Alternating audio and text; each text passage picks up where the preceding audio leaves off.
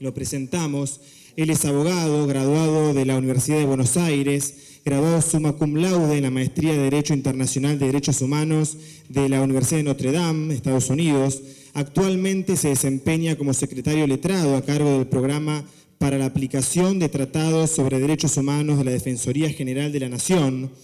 En nuestro país, con anterioridad se desempeñó como abogado senior en la Corte Interamericana de Derechos Humanos, asesor de gabinete de la Secretaría de Derechos Humanos de la Nación, coordinador del Programa de Justicia Transicional del Centro de Derechos Humanos de la Universidad de Notre Dame, asesor de la Dirección Ejecutiva del Instituto Interamericano de Derechos Humanos, consultor del Programa de Apoyo a la Reforma Legal de la Misión de las Naciones Unidas para la Verificación de los Derechos Humanos en Guatemala y coordinador del diagnóstico del sistema penitenciario en el Instituto de Estudios Comparados en Ciencias Penales de Guatemala. Es autor y editor de publicaciones sobre el Sistema Interamericano de Protección de Derechos Humanos, Libertad de Expresión y Justicia Transicional. A continuación, escucharemos las palabras del doctor Javier Marías Currena. Bueno, buenas tardes, muchísimas gracias por la presentación, por la invitación. En primer lugar, lo que quiero transmitirles a ustedes es el saludo del secretario Pablo Saavedra, el secretario de la Corte Interamericana de Derechos Humanos, que desafortunadamente no puede estar acá porque la Corte abre un periodo extraordinario de sesiones en los próximos días en México, pero sí por lo menos transmitirles el saludo y el éxito a los organizadores de este evento. Me han pedido que hable en unos 20 minutos sobre la experiencia de la Corte Interamericana de Derechos Humanos en lo que hace a audiencias. Y la verdad es que la Corte tiene una experiencia muy rica en sus 35 años de historia en audiencias. Lo que voy a hacer en estos breves minutos es nada más que exponer un pantallazo de esas experiencias que tiene la Corte con la intención que alguno tome algunos elementos, si es que sirve, les resulte útil algo de la experiencia internacional. La Convención Americana no dice absolutamente nada cuando regula el procedimiento ante la Corte sobre las audiencias. Esto es bastante llamativo, esa norma tampoco dice nada en realidad sobre procedimiento. Las normas de procedimiento de la Convención hablan exclusivamente del fallo de la Corte. Y difiere cuando la Convención Americana sí regula el procedimiento de la Convención, donde hay algunas menciones a las audiencias que puede celebrar ese organismo. Las referencias y la base normativa de las audiencias está en el Estatuto de la Corte Interamericana, una norma muy parca, solo dice algo así como las audiencias serán públicas, salvo que la Corte excepcionalmente decida lo contrario, y esa es la base estatutaria de las audiencias, de toda la práctica de audiencias que tiene el tribunal. Por supuesto, todo lo demás está desarrollado en los sucesivos reglamentos que tuvo la Corte, 6 hasta la fecha, y en la experiencia que fue acumulando a través de esos reglamentos la Corte Interamericana. Como muchos de ustedes saben, la Corte tiene dos grandes competencias, una consultiva y otra adversarial o contenciosa. Y en las dos, la Corte tiene una rica experiencia en audiencias, tanto públicas como privadas.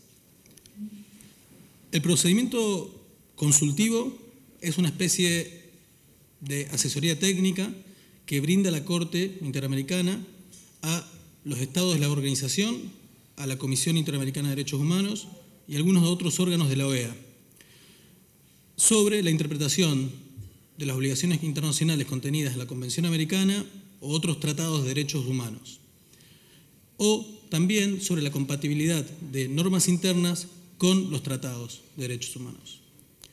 Ese es un proceso no adversarial, es un proceso claramente no conflictivo, es una asesoría técnica. La Corte hace una especie de consultoría a pedido. Tampoco tiene naturaleza fáctica el procedimiento consultivo, es puramente un proceso de interpretación normativa. Con lo cual uno podría pensar que la necesidad de celebrar audiencias está bastante limitada. Sin embargo, la Corte tuvo desde la primera opinión consultiva en el año 82 la práctica de convocar audiencias públicas y así lo hizo en casi todos los casos. Al día de hoy tenemos 20 opiniones consultivas y solo en un caso, donde no hubo ninguna participación de ningún estado de la OEA, es un caso que una opinión consultiva no generó, solicitada por el Estado de Venezuela, que no generó mucho interés en los demás estados de la organización, salvo en ese caso puntual. En todos los demás hubo audiencias, a pesar de que en principio no era requerido desde una dimensión práctica. La Corte tuvo también el tino de celebrar audiencias y inmediatamente, casi en las primeras audiencias que celebró, en el proceso consultivo, invitó, por supuesto, a las partes que pueden pedir una consulta, pero también a terceros.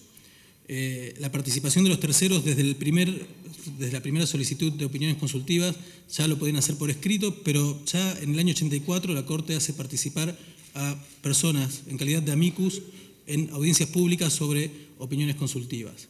Y esto es muy importante para esas personas y para las instituciones, la posibilidad que terceros de la sociedad civil, tanto universidades, organismos de derechos humanos, etcétera, puedan participar en una opinión consultiva es muy importante porque les permite incidir, dar su opinión sobre el desarrollo del derecho internacional.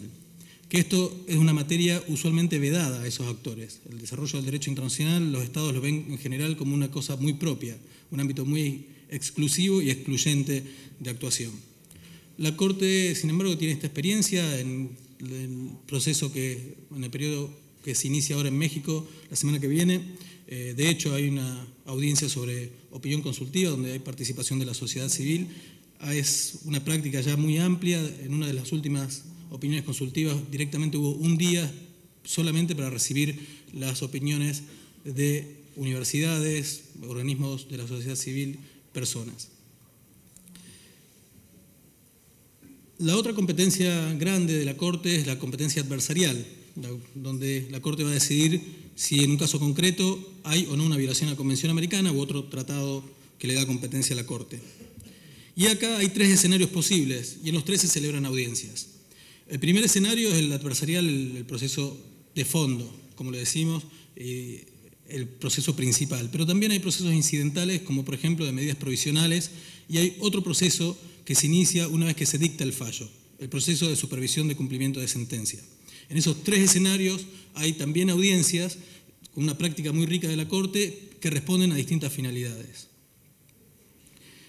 El proceso de fondo, el más importante, al que me voy a referir primero, es un proceso predominantemente escrito.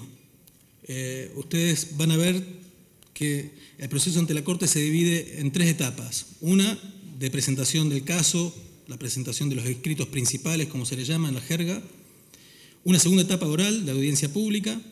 Y una tercera etapa nuevamente escrita, de la presentación de alegatos finales escritos. O sea, hay un predominio claro del procedimiento escrito que se explica por ser un tribunal internacional y ser un tribunal no permanente. Sin perjuicio de esta primacía de lo escrito en la Corte, el tribunal ve la práctica de audiencias públicas como algo central a su trabajo y las partes también lo ven como algo central para ellos. La centralidad para los litigantes, sobre todo para los que representan a las víctimas, está dada justamente porque la Corte les permite, la audiencia ante la Corte les permite usar como una caja de resonancia de su reclamo, de su demanda, ¿no? Y esto genera presión internacional y nacional, local, sobre el Estado demandado. Tal es así que usualmente no es infrecuente que la sola convocatoria a una audiencia pública genere una respuesta inmediata del Estado. O sea, aquella medida que el reclamante estaba solicitando por años en su país, es frecuente que con la sola convocatoria se dicte esa medida. También hay respuestas claramente positivas y hay respuestas negativas. Por ejemplo, las positivas es esto, una medida que se estaba esperando, que no se realizaba y con la convocatoria acelera la respuesta, pero también ha habido respuestas como muy poco constructivas, como por ejemplo la Corte convocó una audiencia y un Estado reaccionó deteniendo a una persona solo para mostrar que había hecho algo en la investigación, la persona no tenía absolutamente nada que ver con el caso, ¿no? Entonces, pero sí aceleran las respuestas. La práctica actual de la Corte es convocar audiencias en todos los casos. Ustedes van a ver ahora recientemente, solo hay una excepción en un caso donde el Estado demandado no participó para nada en el proceso, o sea, no remitió ningún tipo, no tuvo ninguna actuación procesal. Y ahí la Corte consideró que no era necesario celebrar una audiencia, consideró, dado lo que dice el reglamento, que los hechos no controvertidos estaban probados y dictó su fallo. Pero eso es una excepción. Todo caso ante la Corte, todo caso de fondo, tiene una audiencia pública. Hubo un periodo que no fue tan estricto este principio, que fue una serie de casos, 8 o 9 casos en los años 2005, 2006, que se explican fundamentalmente por razones históricas, por momentos de la Corte que se había incrementado muchísimo la cantidad de casos por una reforma reglamentaria de la Comisión Interamericana que hacía una remisión automática de casos a la Corte, y esto había incrementado sustancialmente el número de casos ante el tribunal, y a la vez la OEA reducido el presupuesto de la Corte en un 20%, con lo cual la Corte estaba en una encrucijada qué hacer con el cúmulo de casos.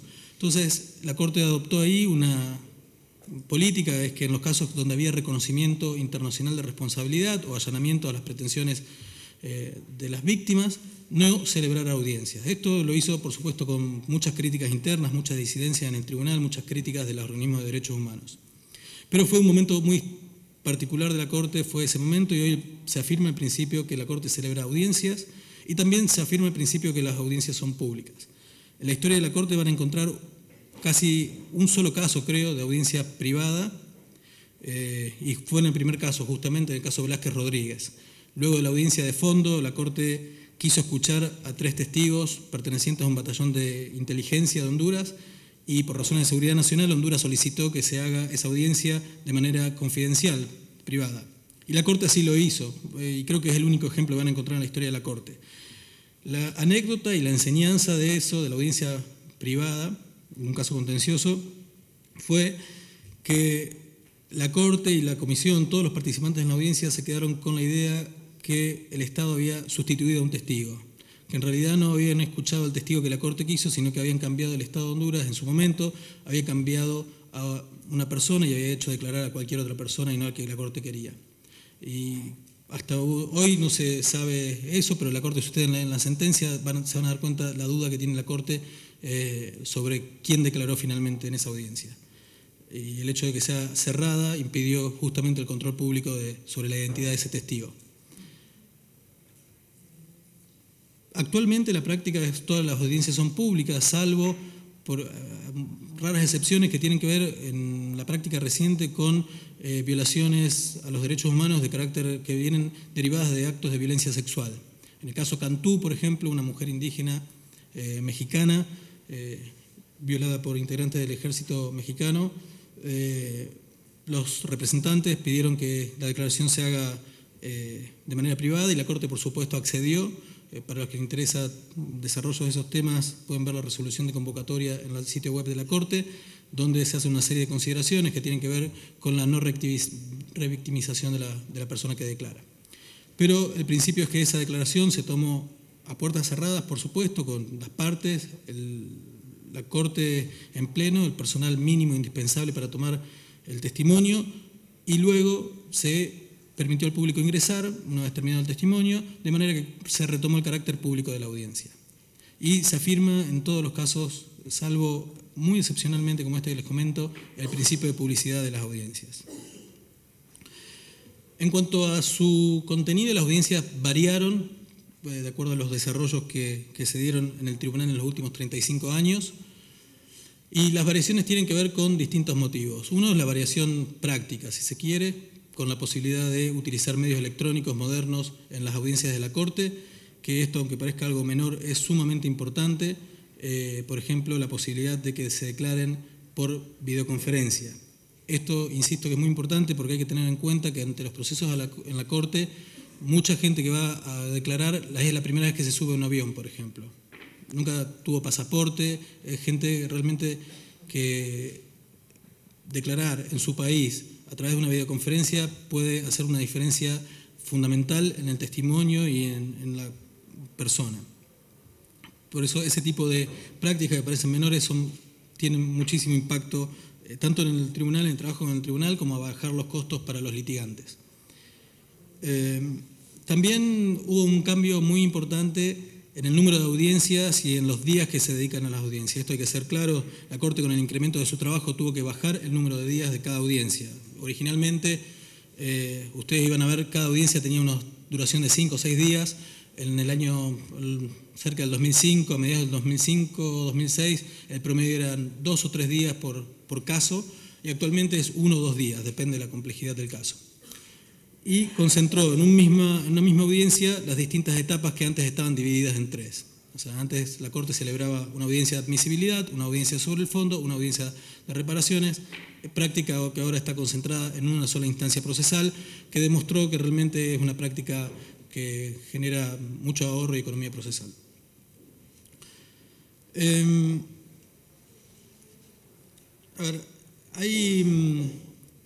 También cambió un poco el formato de las audiencias, el hecho del cambio de roles de los litigantes. Originalmente, el litigio internacional ante la Corte era una cosa entre la Comisión y el Estado. La víctima ni sus representantes tenían palabra en la audiencia pública ante la Corte.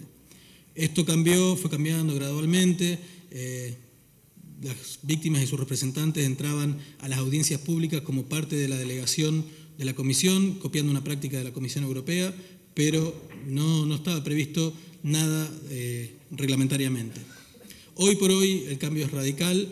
De hecho, la Comisión ya no representa más a la víctima, sino que interviene en el litigio como un órgano principal de la OEA en materia de derechos humanos que presenta el caso y luego se retira. O sea, no hace ningún tipo de aporte de prueba, cuando antes era el contendiente principal del Estado. Solo algún caso muy excepcional está regulado en el reglamento que pueda participar, presentar peritos, pero solo son casos muy excepcionales.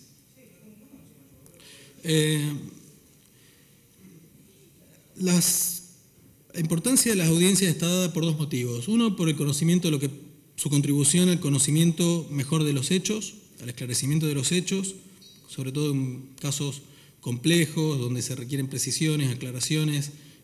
Las pericias que se celebran ante la Corte son muy importantes, pero también fundamentalmente tienen que ver con el reconocimiento a la víctima, ¿no? Es un espacio en general que todo el mundo que está trabajando en temas del sistema interamericano considera que estas audiencias son un espacio reparador en sí mismo. Es muy notable que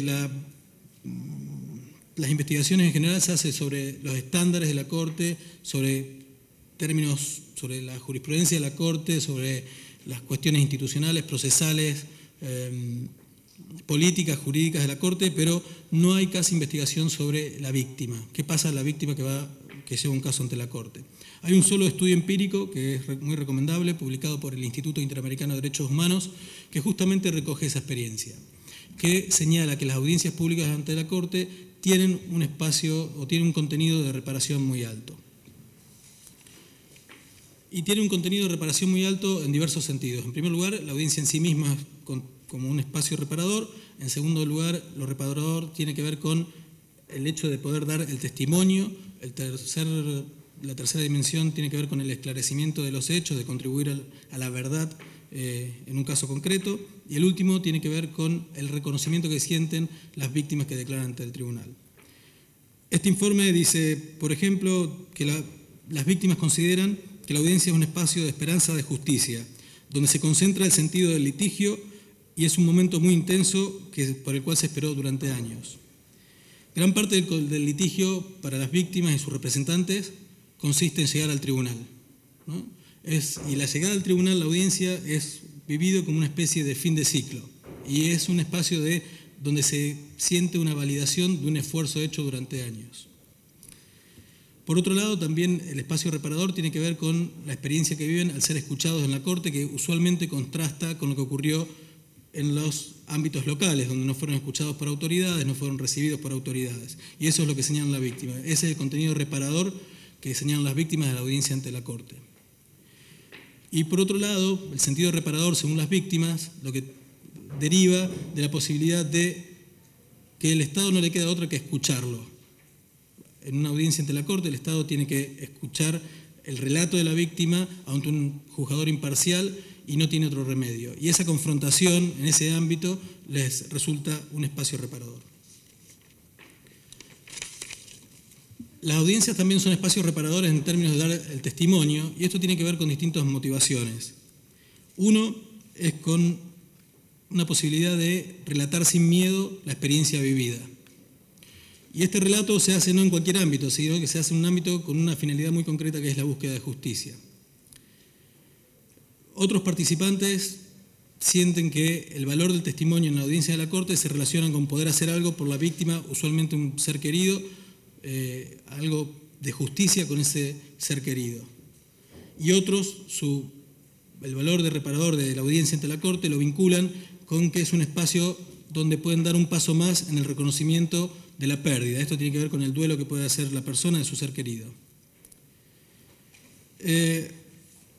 También lo ven como un espacio de contribución a la verdad, no solo a la verdad que recibe el tribunal, sino también lo ven muy importante, un espacio donde se valida su relato. Las víctimas indican que escuchar otros testimonios sobre los mismos hechos o incluso las pericias le dan un valor de relato validado al propio testimonio. Y finalmente, las audiencias para las víctimas ante la Corte tienen un valor de reconocimiento. Según dice este estudio, las víctimas en general se sienten muy contenidas en un ambiente de respeto, independientemente a cualquier otra consideración. Y este respeto tiene que ver con el ser escuchado, y ser escuchado sin mayores restricciones. La Corte es muy cuidadosa, en general, de no interrumpir los testimonios, de tratar de contener. Ha hecho experiencias pilotos de asistencia psicológica a víctimas que declaran ante el tribunal, de manera de dar asistencia psicológica en los momentos inmediatamente anteriores y posteriores al testimonio. Hay toda una gama de medidas que la Corte ha adoptado para hacer que el testimonio sea un espacio adecuado. Como les comentaba, las audiencias también se celebran en medidas provisionales.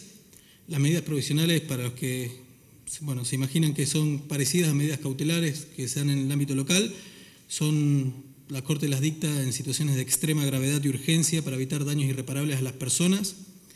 Tienen un contenido cautelar, como cualquier medida cautelar, de proteger la situación jurídica hasta que se dicte la sentencia de fondo, pero en derecho internacional tiene un contenido tutelar muy importante. El contenido tutelar es proteger a una persona para que no la maten, fundamentalmente, dicho muy coloquialmente. Y la experiencia de las audiencias de medidas provisionales está fundamentalmente dirigida a dos situaciones. Uno es cuando la Corte ya tomó una medida de protección respecto de una persona para verificar que las medidas se implementan eficazmente para reducir el riesgo sobre esa persona. Y la otra finalidad de las audiencias de medidas provisionales tiene que ver con la verificación o no de los requisitos, si subsisten o no los requisitos. Las medidas usualmente se mantienen durante un tiempo considerable y los estados cada tanto van pidiendo a la Corte que levanten las medidas. Y lo que hace la Corte ante cada pedido de levantamiento es una audiencia pública sobre la vigencia o no de los requisitos para sostener o no las medidas. Y esto es fundamental, porque un error en apreciación, si subsiste una situación de riesgo, puede significar la pérdida de vida de un beneficiario. Entonces, eso tiene una finalidad que va más allá de cualquier legitimación social de reclamo, de cualquier otra lógica. Esto es muy concreto. Finalmente, también hay una experiencia muy rica en audiencias de supervisión de cumplimientos. Lo que muchos de ustedes saben, los fallos de la Corte tuvieron muchos problemas de cumplimiento de las medidas de reparación ordenadas. A partir del año 2001, la Corte creó un sistema de supervisión de cumplimiento de sus propias decisiones. Y era un procedimiento escrito. Y a partir del 2009, la Corte creó un sistema de audiencias de supervisión de cumplimiento que tiene una lógica completamente distinta a las audiencias que estamos viendo hasta ahora. Las audiencias de supervisión de cumplimiento en general son privadas. Son espacios que se asemejan mucho a una mediación, donde la Corte convoca a las partes para que vean por qué las medidas de reparación ordenadas por el tribunal no se están cumpliendo, se están retrasando. La idea es que las partes se pongan de acuerdo o por lo menos busquen alternativas frente a la mediación del tribunal y puedan salir de la reunión de San José de una manera que hablen francamente, abiertamente de los problemas y que puedan salir de San José con alternativas para avanzar en el cumplimiento de las sentencias. Esta práctica de la Corte, que fue pura creación del tribunal también, se ha mostrado muy eficaz para avanzar en el cumplimiento de las sentencias de la Corte. Con este repaso rapidísimo sobre los 35 años de experiencia en audiencia de la Corte, solo quería mostrar como la centralidad que tiene la herramienta de audiencias para el tribunal, que con todas las dificultades que tienen las audiencias, con todas las dificultades que tiene la Corte, que todavía no hablamos nada de eso, no fue una variable de ajuste la participación de la víctima, por el contrario, la víctima ha sido fortalecida, se le ha dado un rol protagónico en el litigio, y este rol protagónico en el litigio y en las audiencias se ha acompañado con otras medidas. Y puntualmente me interesa señalarles dos, que son, uno es el Fondo de Asistencia Legal para Víctimas ante la Corte, que fundamentalmente consiste en fondos, recursos económicos para que la víctima ante la Corte pueda producir prueba y litigue en condiciones de igualdad ante el Estado. Y lo otro es una representación técnica adecuada cuando no cuenta con defensor o representante legal, que esto se hace a través del Defensor Público Interamericano. Estas son medidas de la Corte que tratan que el acceso a la justicia sea no solo como la gente llega al tribunal, sino también ver cómo la gente sale de la Corte Interamericana. Así que eso es todo. Muchas gracias.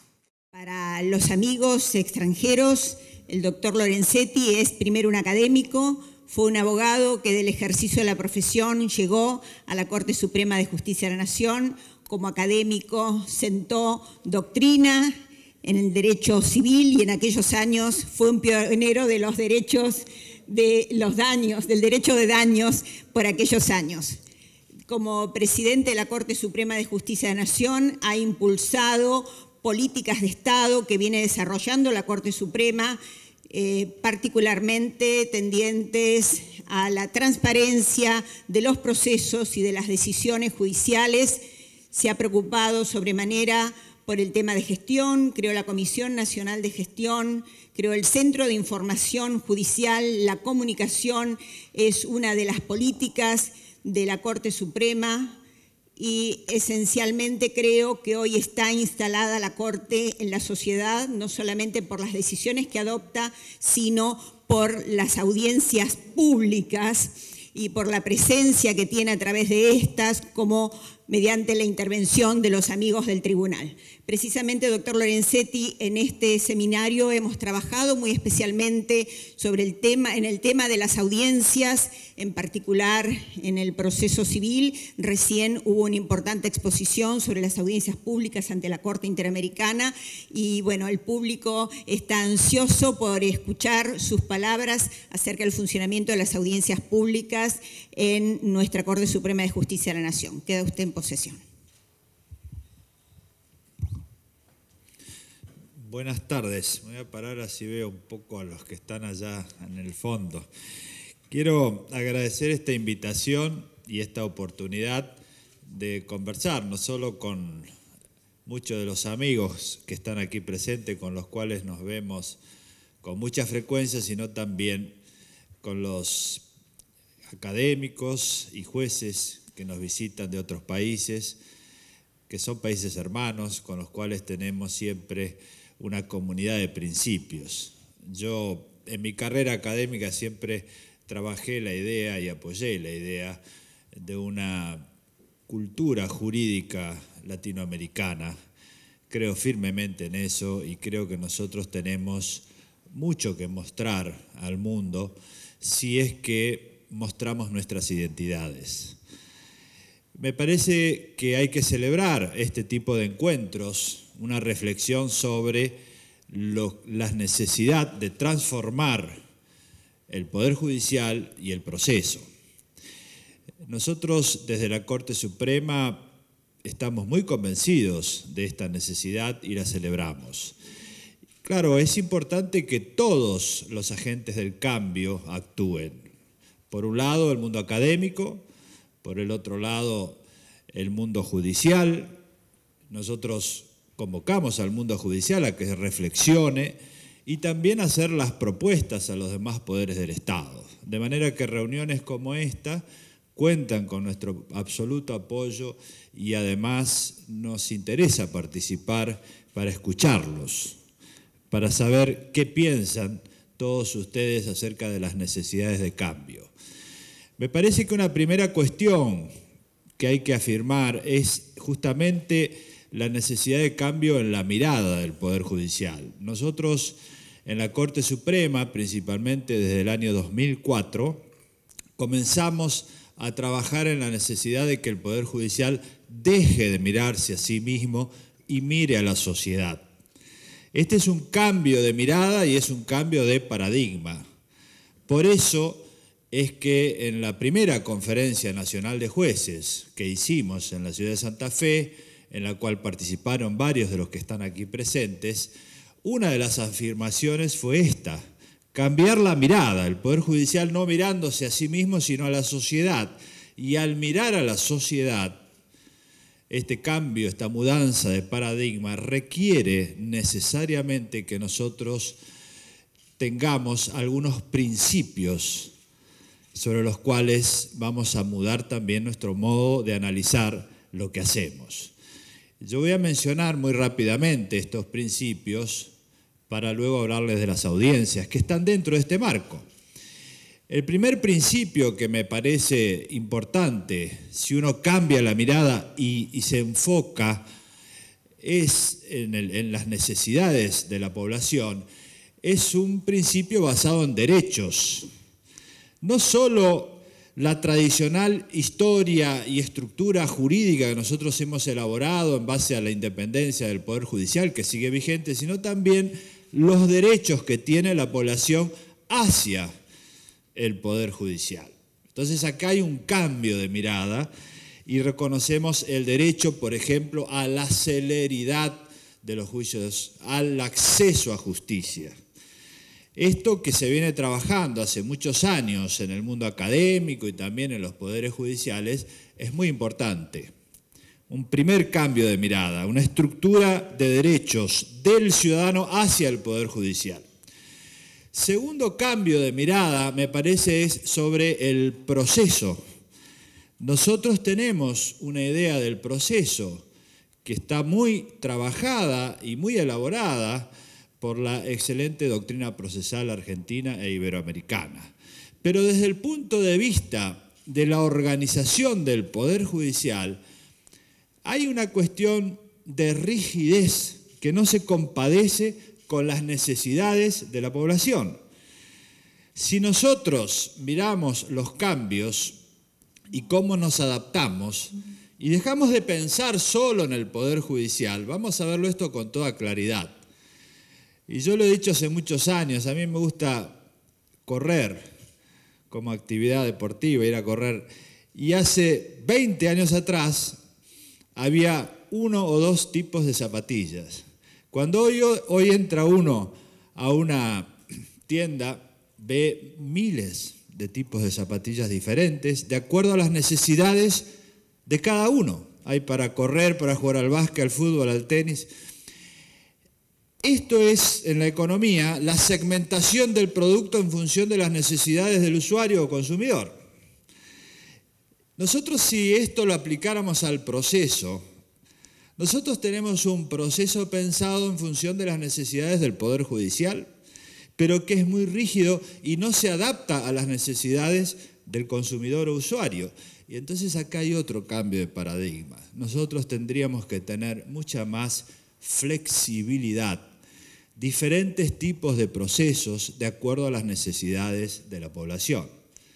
Y entonces no podemos tener una sola clase, tenemos que tener procesos colectivos, procesos individuales, procesos atípicos, todo esto que ha escrito la doctrina procesal, pero hay que implementarlo. Es decir, diferentes tipos de procesos de acuerdo a las necesidades de la población.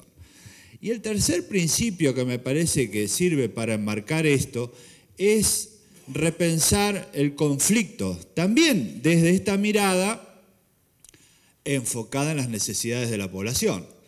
Nosotros ajustamos el conflicto a la jurisdicción. Y acá hay 2 problemas que vemos muy claro. El primero es que en muchos casos el conflicto no coincide con la jurisdicción. Y entonces el conflicto excede la jurisdicción. Esto lo vemos en casi todos los campos. Por ejemplo, en materia penal, vemos como hay muchísimos casos que van y vienen de acuerdo a las competencias y se discute, y casi todo el tiempo es una discusión de competencias en materia civil, en materia ambiental, en materia laboral. Es decir, los conflictos hoy exceden las jurisdicciones.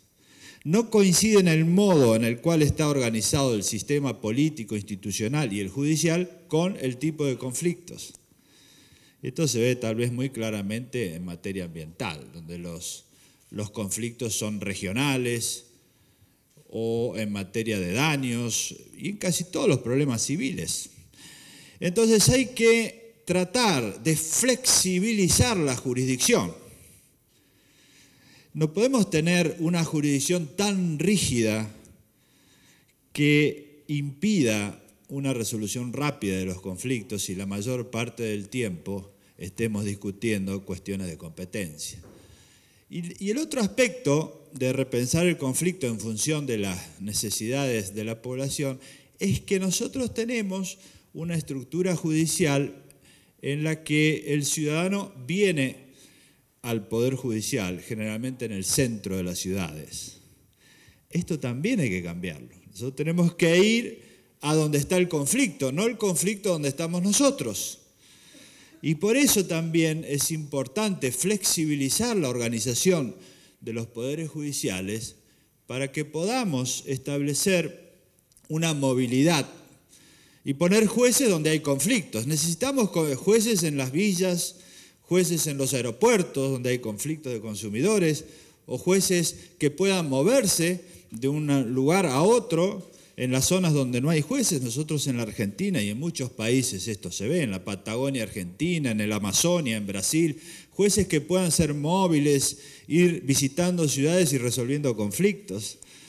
Una mayor cercanía del juez al conflicto y no, como ocurre en nuestra estructura, que cada persona que tiene una necesidad tenga que venir al centro de la ciudad, donde están los tribunales y el Palacio de Justicia. Esta es una idea de poder del Estado, que no está mal, pero además necesitamos jueces en los lugares donde hay conflicto.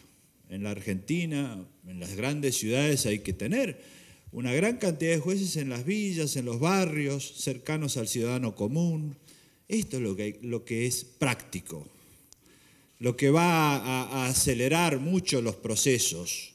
En materia civil necesitamos muchísimo que los viejos jueces de paz vuelvan a estar ahí al lado de los conflictos, y no lo que hoy tenemos. En definitiva, este cambio de mirada, este cambio de paradigma general, un poder judicial que no se mira solo a sí mismo, sino mirando a los ciudadanos, trae consecuencias en la estructura de derechos, es decir, derechos hacia el Poder Judicial, trae cambios en la estructura del conflicto y en la estructura de la jurisdicción. Entonces, creo que estos grandes principios son muy importantes para que entendamos un aspecto muy específico, que es el de la audiencia pública. Y la audiencia pública en este marco tiene sentido. No es en otro marco, porque una audiencia pública en la cual nosotros pensemos que la única razón que tiene es que nosotros veamos a las partes, me parece que es una visión limitada. Nosotros tenemos que pensar en grande, pensar en los grandes principios y paradigmas. Las audiencias públicas en la Corte, como creo que en casi todos los tribunales debería ser, tiene distintas funciones. No podemos pensar en una audiencia pública, porque vuelvo a lo de antes. El proceso debe ser flexible, no hay un proceso para todo. Hay una zapatilla para cada actividad. Bueno, nosotros tenemos una audiencia para cada tipo de problemas. Entonces, si el problema es que las partes no se ponen de acuerdo y es posible solucionarlo, tenemos una audiencia de conciliación. ¿Qué se hace en una reunión privada entre las partes? Y los jueces ahí tienen una actitud de mediadores. Si traten de ponerse de acuerdo, y esta es una audiencia de conciliación. Hay otras audiencias en las cuales el problema no es poner de acuerdo a las partes, sino que es acelerar el proceso. Por ejemplo, nosotros hemos tenido un caso que fue el del Riachuelo, un proceso colectivo. Si nosotros hubiéramos seguido el proceso normal de correr traslado, demanda, ofrecimiento de prueba, y recién estaríamos probablemente en la etapa de contestación de demanda. Cuando advertimos esto, hicimos audiencias que algunos llaman de organización o de management, en el derecho anglosajón, organización del proceso. Entonces, hicimos audiencias públicas en las cuales convocamos a las partes y dijimos, bueno, a ver, ¿cuáles son los temas más importantes a discutir, cuál es la prueba, organización del proceso para la celeridad. Y otras audiencias públicas tienen otras finalidades, y me voy a detener un poco más en estas últimas, para no extenderme tanto, que son las audiencias públicas en las cuales el problema no es ni conciliar a las partes ni acelerar el proceso, sino mostrar los argumentos y contraargumentos. Aquí el valor de la audiencia pública excede lo procesal para ubicarse en un plano sustantivo. Y no me refiero con el término sustantivo a una idea de derecho sustantivo, sino sustantivo en el sentido de cultural. ¿Por qué? Porque nosotros tenemos una tradición, y creo que esto es aplicable a muchos países de la región, en la que cuando hay un conflicto, generalmente se generan guerras de posiciones. Y lo que ocurre, y esto yo lo he escrito hace 30 años, o sea que lo puedo seguir diciendo, no es que lo haya inventado ahora, no hay una relación con el momento actual. Yo hace 30 años, me acuerdo que cuando empecé la actividad académica, me llamó la atención una cuestión, que era que iba a un congreso y todos coincidíamos plenamente en las conclusiones. Y yo decía, ¿y dónde están los que no piensan igual? Bueno, hacen otro congreso con otras conclusiones. Y el debate, bueno, es una guerra de posiciones luego. Entonces, ¿quién junta más gente en un congreso o en otro? Y empiezan las conclusiones contrapuestas. Pero no está el encuentro argumentativo que es necesario. Entonces, ¿qué pasa con esta cultura de oposiciones? Lo que sucede es que los conflictos no se solucionan, se trasladan dentro del Poder Judicial y fuera, con un altísimo costo. Y además nos transformamos en militantes de verdades parciales, porque las partes y los sectores sociales en un conflicto se transforman en defensores de verdades parciales y pierden de vista la totalidad. Pierden de vista el contexto y luchan por lo suyo a una costa del contexto. La preeminencia de la verdad parcial por sobre la organización. Entonces aquí, ¿cuál es el valor de la audiencia pública en este sentido? Es mostrar lo contrario. Es decir, mostrar que en un conflicto hay argumentos en un sentido y argumentos en otro sentido. Y la contraposición de argumentos de manera pública hace que nosotros evolucionemos culturalmente desde este, yo diría, primitivismo cultural que a veces tenemos, que es una guerra de oposiciones, a una evolución en la cual nosotros nos pongamos a la altura de los tiempos, porque los tiempos actuales, en sociedades muy plurales, muy multiculturales, con conflictos muy diversos y muchas visiones, exigen una extremada habilidad para encontrar puntos en común y armonizar la complejidad, conducir la diversidad. Estos términos que hace de los años 80 que se vienen hablando, pareciera que nosotros los desconocemos. Pero en las audiencias públicas existe una buena manera de mostrar esto. En la Corte Suprema hemos hecho innumerables audiencias públicas de este tipo, en las que uno ve la posición de una de las partes y ve la posición de otra de las partes. Además, invitamos a los amigos del tribunal. Y los amigos del tribunal, al principio, se ponían como partes independientes. Luego hemos visto que en realidad es mejor que digan yo vengo a alegar en favor de la posición de una de las partes, porque la independencia en abstracto es difícil de sostener. En realidad, los amigos del tribunal vienen a abogar en defensa de la posición de una de las partes, aunque sean ellos independientes. Entonces se hizo una discusión con varias organizaciones no gubernamentales y se hizo una nueva acordada dándole este sentido. Entonces escuchamos a las partes y escuchamos a distintos sectores sociales que abogan en función de la posición de una y de otra de las partes. Entonces ahí nosotros asistimos a una visión de argumentos y contraargumentos en el mismo acto. Porque en el otro modelo lo que ocurre es que hay argumentos y contraargumentos en forma sucesiva. Las oposiciones en la historia han sido siempre sucesivas. Un sector predomina, luego viene otro. Pero no las sociedades no se construyen así, más bien se destruyen así. Las sociedades se construyen cuando nosotros logramos que distintos sectores se encuentren en un lugar para vivir en común, que es lo que nos une.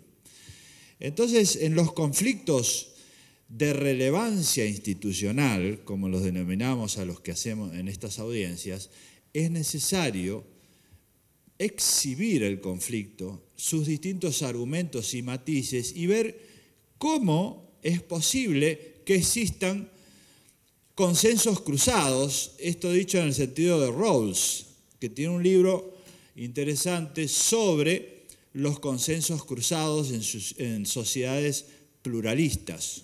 Porque claro, hace 200 años, que es cuando se formaron las bases culturales nuestras, las sociedades eran muy homogéneas, todos pensaban de la misma manera.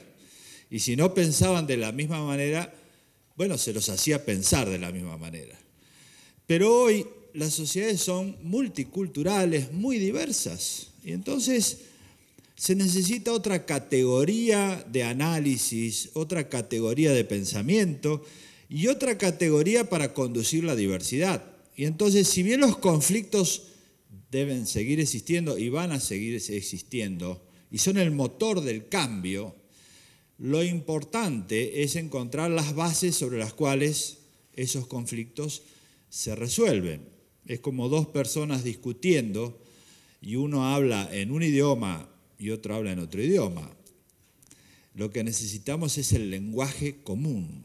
De eso se trata, de que podamos articular un lenguaje común.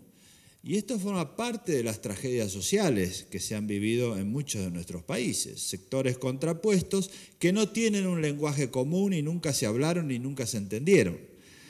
Pero creo que hoy es muy importante que nosotros tengamos otra clase de dirigentes, otra clase de jueces y juezas, otra clase de pensamiento mucho más evolucionado, no tan primitivo culturalmente. Adoptemos lo que se ha hecho en los últimos 30 años en la evolución de la teoría del conflicto y sepamos que en los casos de extraordinaria relevancia institucional, las audiencias públicas pueden exhibir estos argumentos y contraargumentos y los matices para encontrar que alguna de las partes tendrá razón, pero hay una base común en la cual pueden dialogar.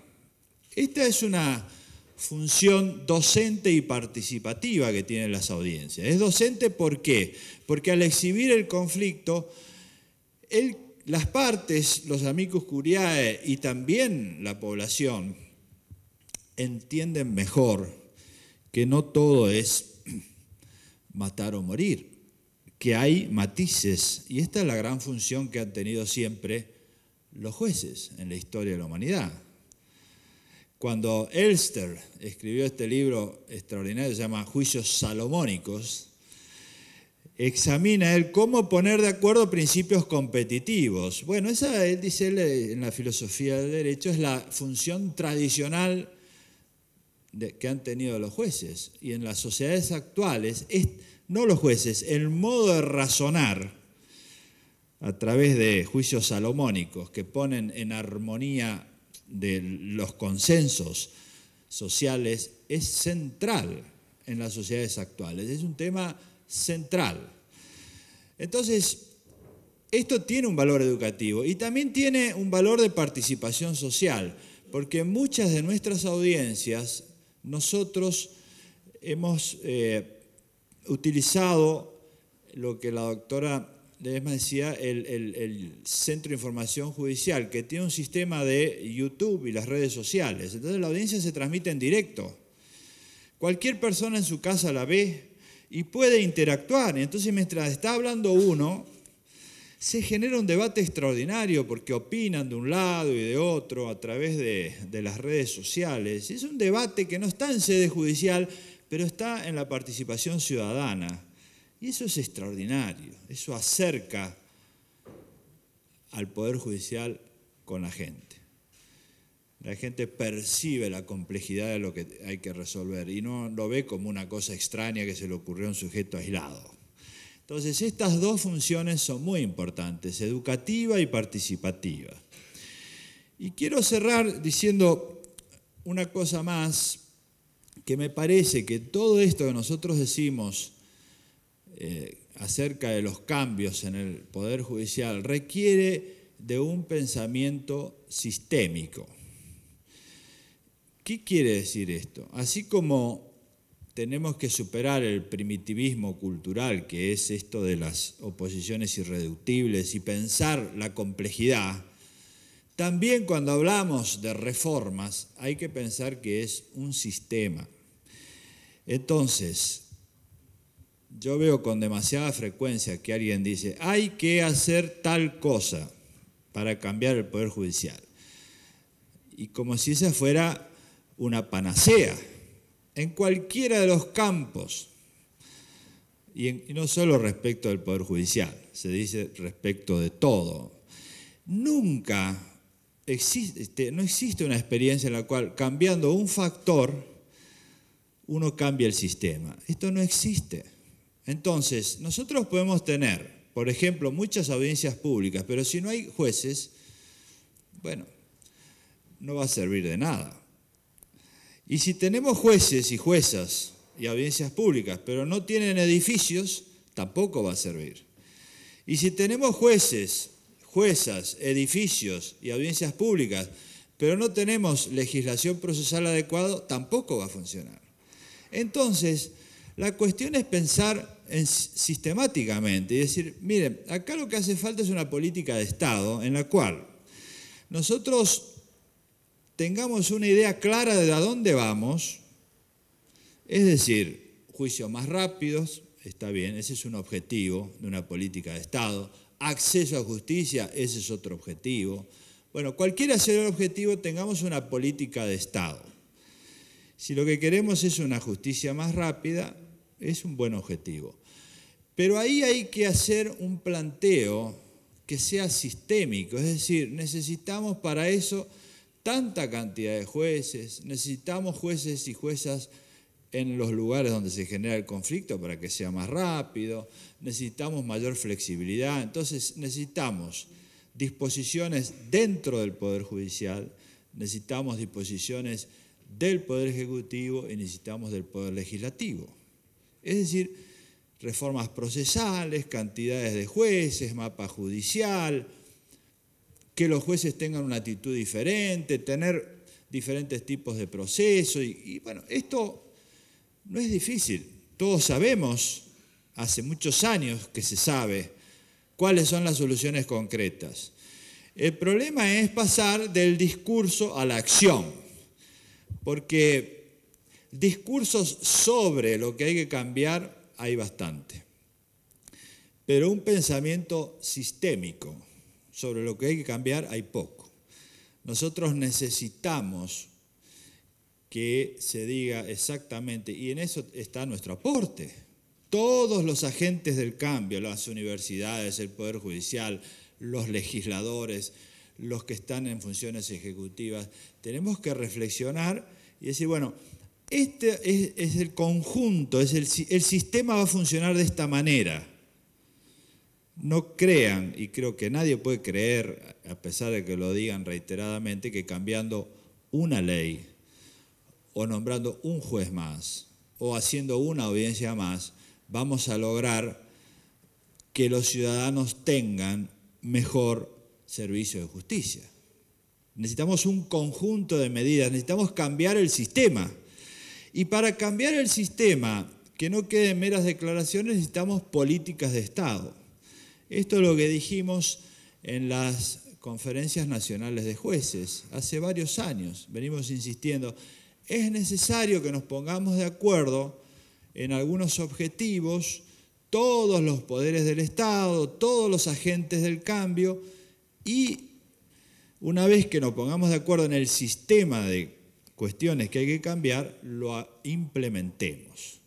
Porque nos está pasando hoy en día con las audiencias públicas que hacemos en la Corte, pero que muchos tribunales a lo largo y a lo ancho del país no pueden hacer. No porque no quieran hacerlo, no pueden, no hay lugares para hacer las audiencias. Entonces, digamos las cosas con sensatez, pensemos de una manera más evolucionada los problemas y no tan simplista como a veces lo hacemos. Digamos las cosas que hay que decir, seamos capaces de tener una dirigencia distinta en el sentido de mayor complejidad en el pensamiento y no creamos que las cosas son tan simples. Necesitamos ponernos de acuerdo para que funcionen, necesitamos diseñar sistemas para que funcionen. Esta es un poco la idea que yo quiero transmitirles y que compartimos en la Corte Suprema, luego de haber escuchado muchas voces que vienen bien y que es necesario este debate. Pero nosotros hace ya varios años que venimos insistiendo en esto. Hace falta que tengamos políticas de Estado con unos consensos básicos para transformar el sistema. Esta es un poco la idea, no solo una de las partes. Nosotros necesitamos para esto también cambiar nuestras mentes, porque nosotros hemos sido educados, toda una generación de dirigentes, en conceptos del siglo XIX. Somos muy buenos dirigentes del siglo XIX. Pero el siglo XXI es otra cosa. Las sociedades no son homogéneas, son multiculturales, hay complejidad, hay multiplicidad de factores y hoy la teoría ha evolucionado mucho. De eso se trata, que nos actualicemos en la cultura, en el modo de ver, en el pensamiento. Y esto es extraordinariamente fascinante para quienes tenemos que hacerlo y además muy bueno para las generaciones futuras. Porque yo creo que en definitiva nuestra responsabilidad es no dejarles a los que nos siguen todos los problemas que nosotros hemos sufrido durante muchos años, generación tras generación. En algún momento tenemos que tratar de decir, por lo menos, esto debe hacerse de una manera diferente. Creo que esta es la idea. Nada más y muchas gracias.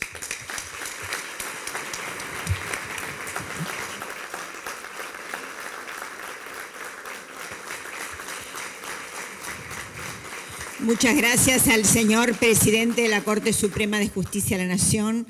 Realmente un broche de cierre de lo mejor que podíamos pedir, porque aquí justamente durante estos 2 días hemos dialogado, se han presentado posiciones contrapuestas. Este es el segundo seminario, no solamente se presentaron problemas, sino experiencias, comenzamos a discutir. También nos preocupó precisamente esta necesidad de una visión integral, de una visión sistemática, más allá de lo que era la posibilidad de las audiencias públicas o de una determinada manera de ejecutar las decisiones judiciales.